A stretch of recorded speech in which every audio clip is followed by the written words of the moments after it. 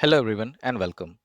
In this video, I want to show you what modern network provisioning looks like when we stop thinking in terms of script and start thinking in terms of agents. What you are about to see is not a chatbot, not an AI generating random configs, and not another wrapper around Terraform or Ansible. This is an AI agent operating inside a real enterprise change management workflow, behaving like a disciplined network engineer, one that reads a design document, respects source of truth systems, follows Git workflows, and wait for human approval before touching the network. By the end of this video, you should clearly understand how AI can embed into ITIL-driven processes, how intent, data, execution stay cleanly separated, how we move from task automation to agentic provisioning with governance. Concretely, in this demo, we will onboard a Cisco SD-WAN branch site. Trigger will come from ServiceNow. Decision making will be done by Google Gemini running locally. Agent will read Confluence for intent, Netbox for data, and Cisco schemas for correctness. And instead of pushing config directly, it will create a GitHub pull request using Cisco Netascode. Only after human approval configuration will be deployed. So think of this as AI acting as a junior engineer, not replacing human, but doing the heavy lifting consistently and audibly. Everything starts on the left with ServiceNow. This is deliberate. We are not allowing the AI agent to act independently. It only acts within an approved change process. Change and C task. Considering the change request is already in implementation mode, inside the change, one task is create site config. Another task is PR reviewed. When the create site config task is moved to work in progress, ServiceNow sends HTTP post webhook. The webhook is sent to the listener, which is the next component in the diagram. What the listener is? The listener is a Python-based middleware built using FastAPI UVCom. Its role is very specific. Expose REST endpoint, accept request from ServiceNow, and act as a control gateway for AI agent. So it has REST API exposed to listen from the ServiceNow. Why listener is required? It is required because Gemini CLI is running locally. It cannot directly invoke by ServiceNow, and it needs additional execution context. When ServiceNow sends webhook, the listener immediately closes the socket. ServiceNow doesn't wait. No timeout occurs. However, the listener continues processing in the background until Gemini finish execution. This asynchronous behavior is required as agent is going to spend considerable amount of time performing task, and it is not the best practice to keep the socket open for that long. Listener augments the prompt before passing it to Gemini. It injects change number, execution strategy for GitHub, and branch naming convention. This ensures Gemini behaves consistently and deterministically. The listener also records sysID of the C task. This is important because once Gemini finish execution, the listener needs to send a result back, update the correct task, and attach log outcomes to audit process. Now we reach the core of the system. Gemini CLI is an agent. Gemini is running in headless mode, meaning no UI, no chat window, your task execution. Gemini is responsible not for execution, its responsibility is decision making. Real execution or deployment will be done by Terraform through GitHub Action. Instead, Gemini decides what data to read, what intent to follow, what schema to comply with, what artifacts to generate. Gemini doesn't directly talk to systems. It uses MCP servers, Model Context Protocol. MCP provides structured tools that Gemini can call safely. In this demo, Gemini has 4 MCP registered in settings.json file along with the API keys.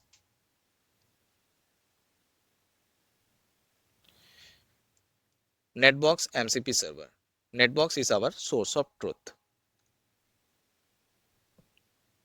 It contains device inventory, site definition, IPAM, configuration context, also called golden config.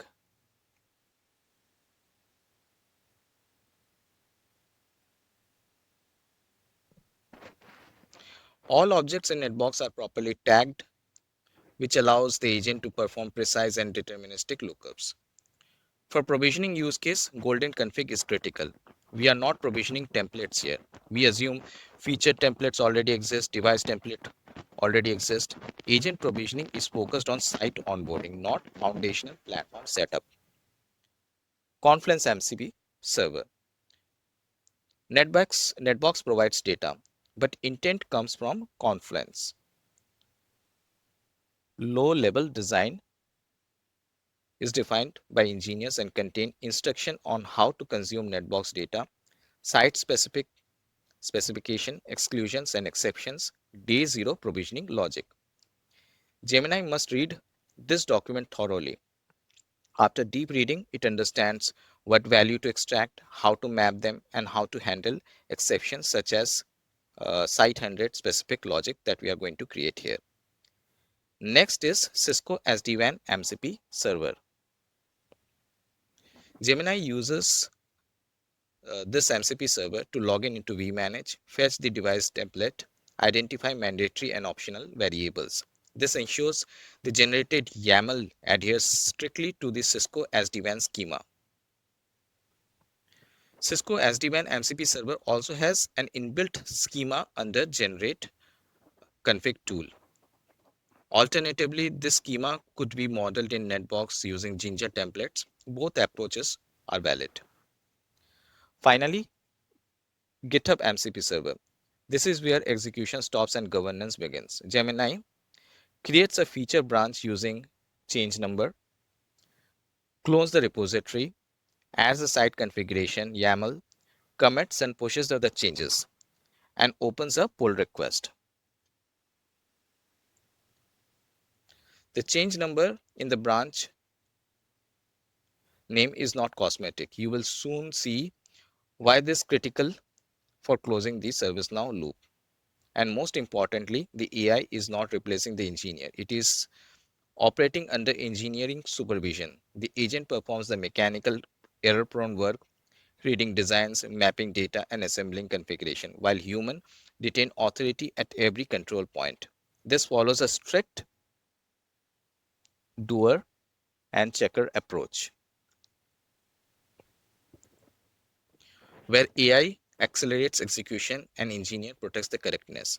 The human approval is not just conceptual, it is enforced in the workflow. The moment an engineer reviews and approves the pull request in the GitHub, an automated action is triggered.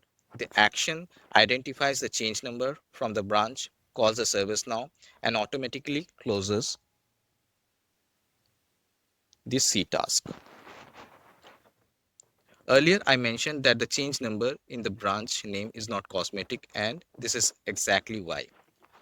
This creates a direct auditable linkage between the reviewed code, the approving engineer, and the record in the ServiceNow.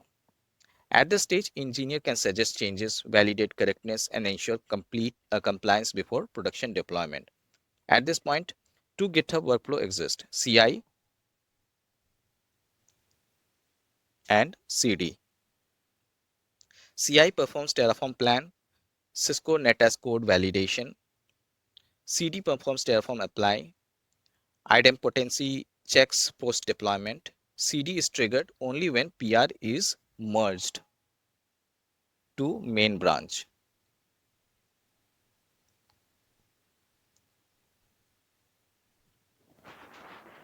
Because vManage is on private network, I use local self-hosted GitHub runners on my laptop. This mirrors real production environment where controllers are not internet exposed. Once the pull request is merged into the main branch, the workflows transition from validation to execution. At that point, the CD pipeline automatically triggers a Terraform apply, which deploys the configuration into Cisco SD-WAN.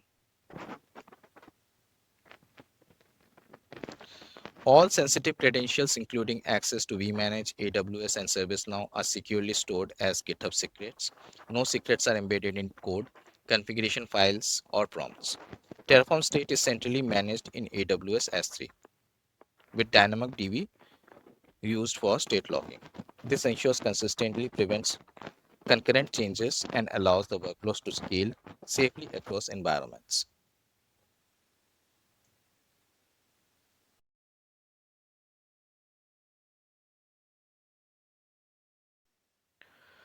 Before triggering the agent, let's bring up the foundational system it depends on. I'm starting with Netbox, which is our source of truth for this entire workflow. Netbox runs as a Docker container. This is where inventory, IP address, tagging, golden configuration, context lib. Next, I'm starting the MCP servers. I will begin with Confluence MCP server, which is wrapped using an MCP proxy to expose it as streamable HTTP. This allows the agent to read our low-level design dynamically rather than relying on static prompts.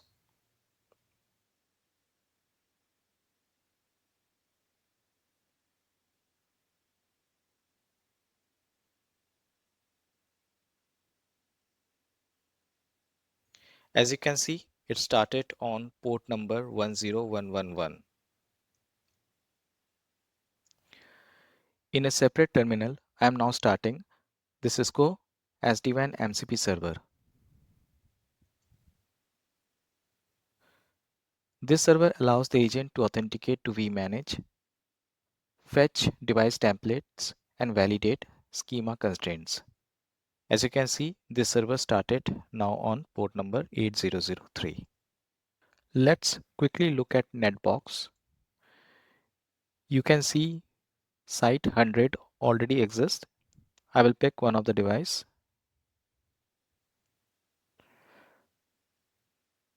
We can see interfaces configured for these devices, and we can even see config context that is acting as a golden config.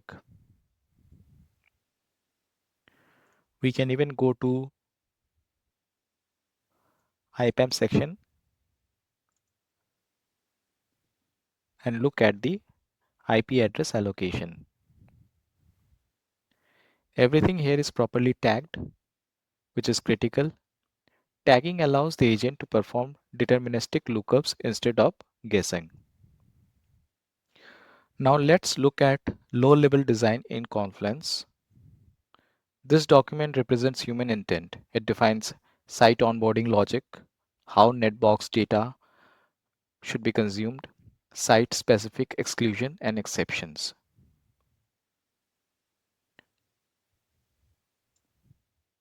Agent will read this document thoroughly before generating any configuration.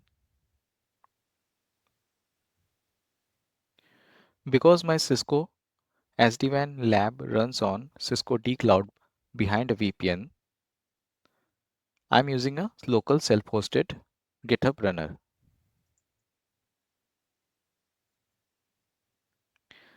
This runner starts as a service when WSL starts, which mirrors real production environments where vManage is not internet exposed. As you can see, this service is already running. Now we'll start Gemini CLI and verify that all MCP servers are registered.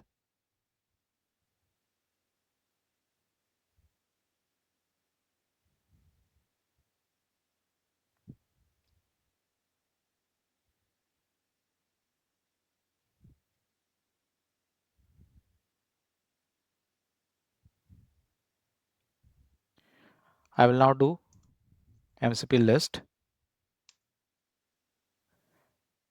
and you can see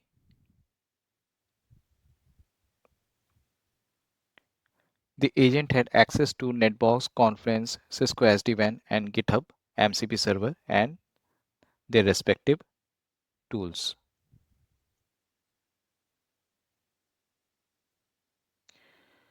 I'm also connected to Cisco dCloud VPN. This is how agent can securely access vManage during execution. Here is Cisco SD-WAN MCP server repository. All vManage credentials are stored in a local env file.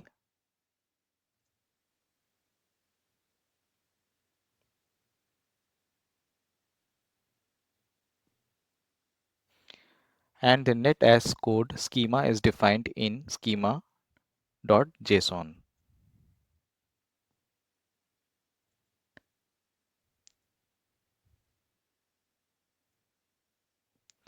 I strongly recommend going through this repository to understand how schema enforcement works. Now, this is the GitHub repository used for this demo.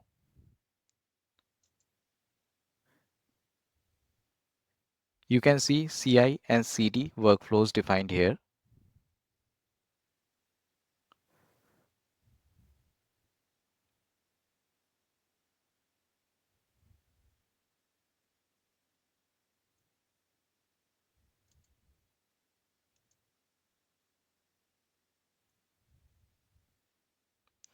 All secrets we manage AWS ServiceNow are securely stored in GitHub secrets.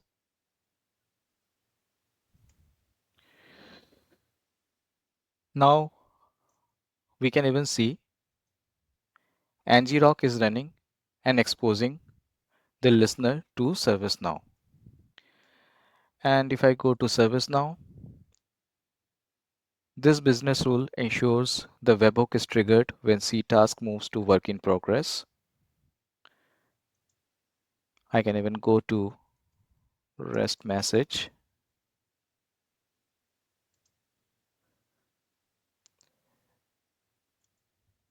And this is the REST message configuration.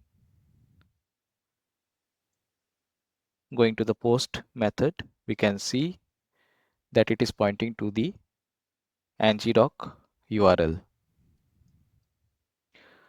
Now I will start the listener.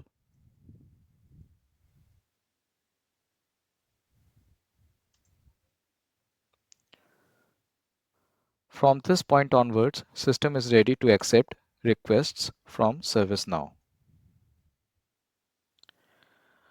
I will quickly also verify if GitHub CLI is properly working and is authenticated. Now I'm going to create a new change request. So I will go to change,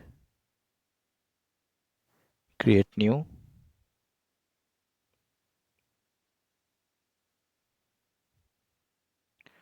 Create a normal change.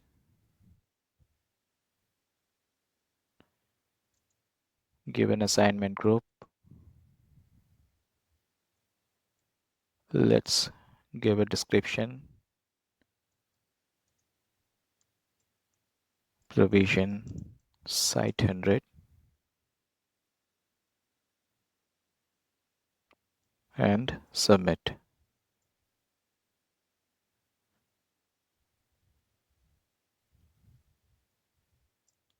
Let's go to that change and let's create some ctask.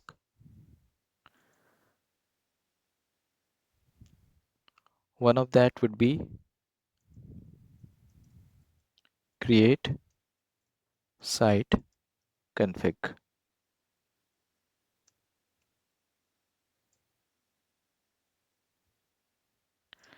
And under the description, I will put the prompt that I'm going to give to the agent. And let's submit this.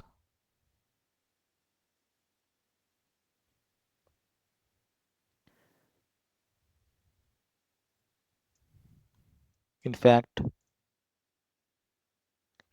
let's go to that change again. And I feel that I forgot to mention the keyword net underscore agent.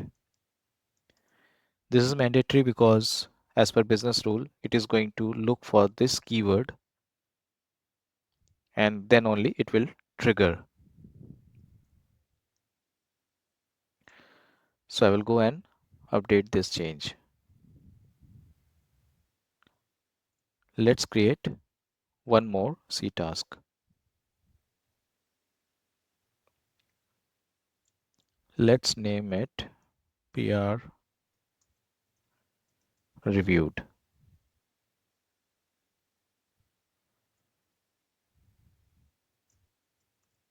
Review the PR and approve it and submit.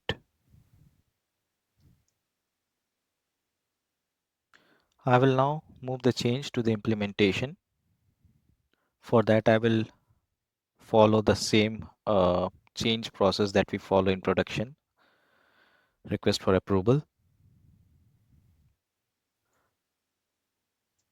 Then go to the approvers list and pick one of the user and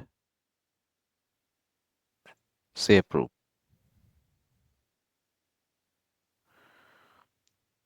Now at the authorize stage, I will pick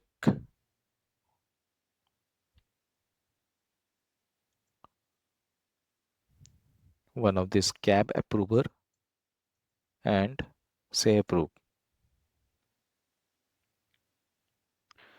Now the change is in scheduled state. I can go and click on implement to move it to the implementation stage. This is the trigger point. Now I will pick one of the change that we have, which is create site config. And until now, it didn't trigger anything. For that, I need to move this change into work in progress and say update. And as I do so, if I go back and check the listener, it has already started listening.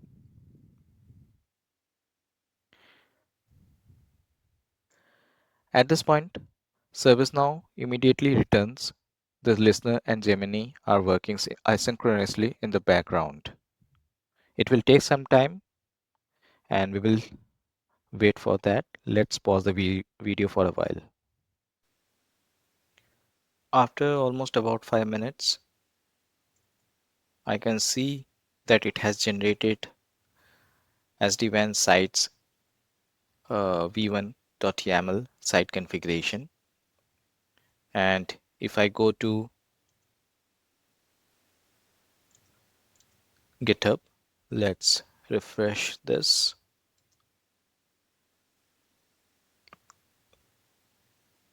And still it has two branches. So maybe let's see what are those two branches.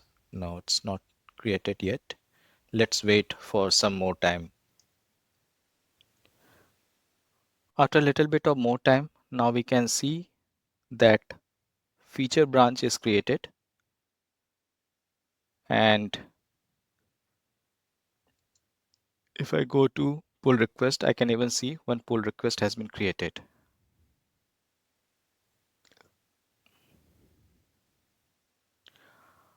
I can even go and see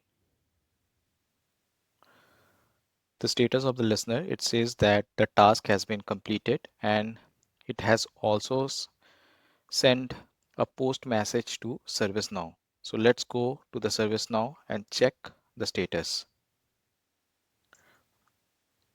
Let's refresh the page.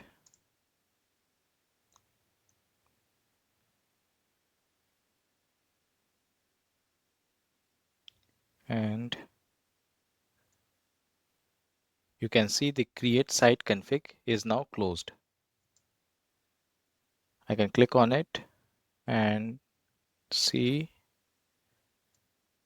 it has pasted the results over here. Whatever action and tasks it performed, it clearly mentioned it, and it has also mentioned what are the values that it used for the respective variables. So we can have one round of verification over here.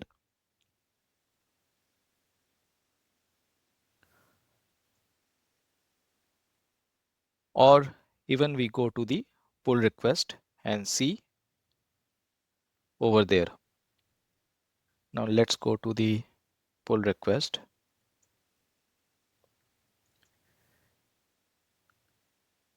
And let's verify. So behind the scene, we also see that it has started the workflow, right? I click on actions and see the workflow. One of that has already complete and another one is in process. So it is generating the Terraform plan.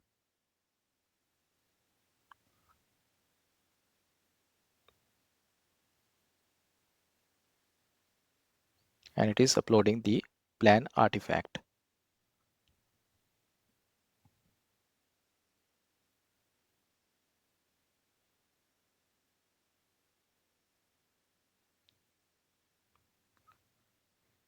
Right. So I think it's now completed. We can copy this link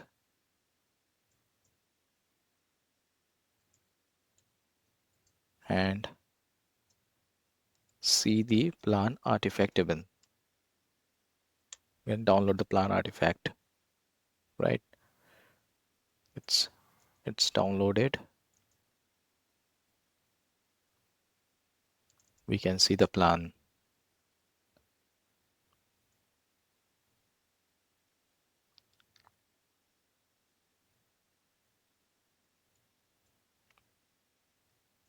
Now let's go to the PR.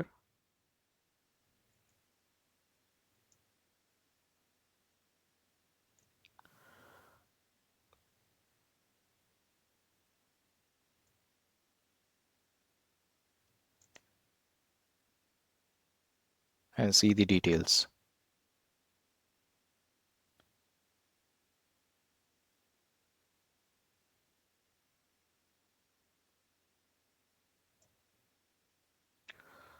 Though pull request looks quite promising to me, I will still have one round of review to ensure that everything is in place. Now I will go ahead and as a different user, I will log in and approve this PR. So I say approved and submit my review. I will go back to ServiceNow. But before that, I just wanted to show you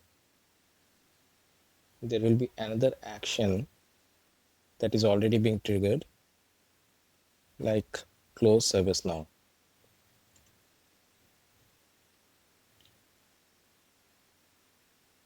So let's go to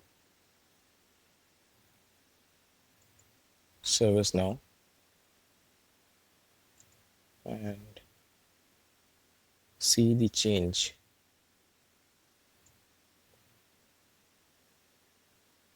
Let's refresh it.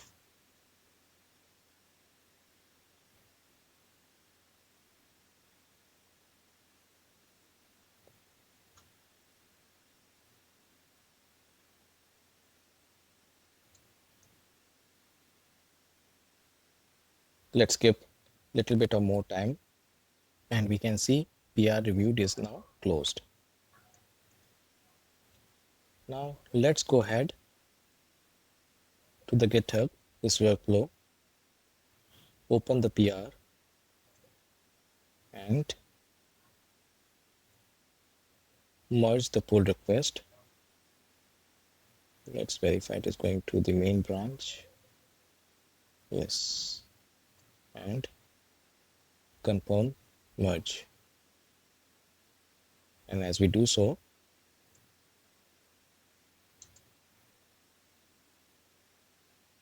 another action got triggered, and this is CD, right? This is Terraform apply.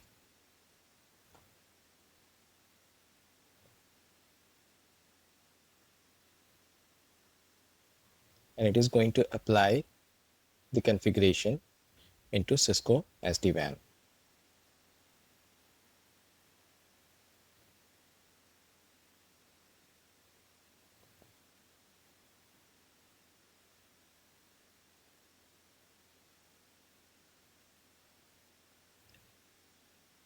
We'll wait some time here.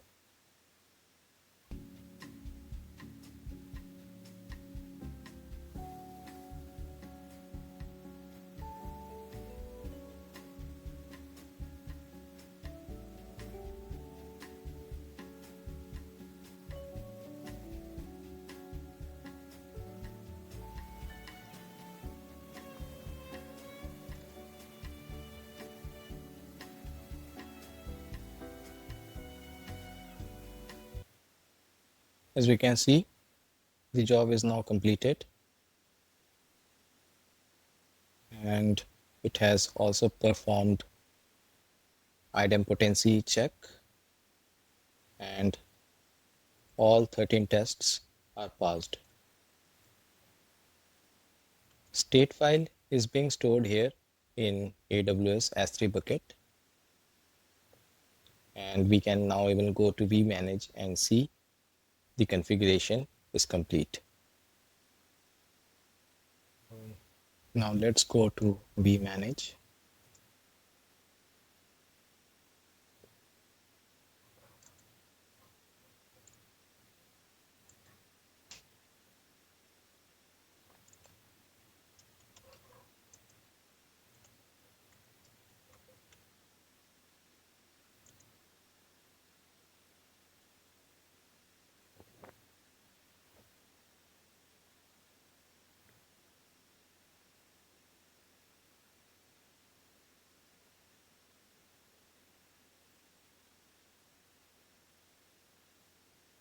And go to managers, and you can see H1 is reachable and the BFD connections are up.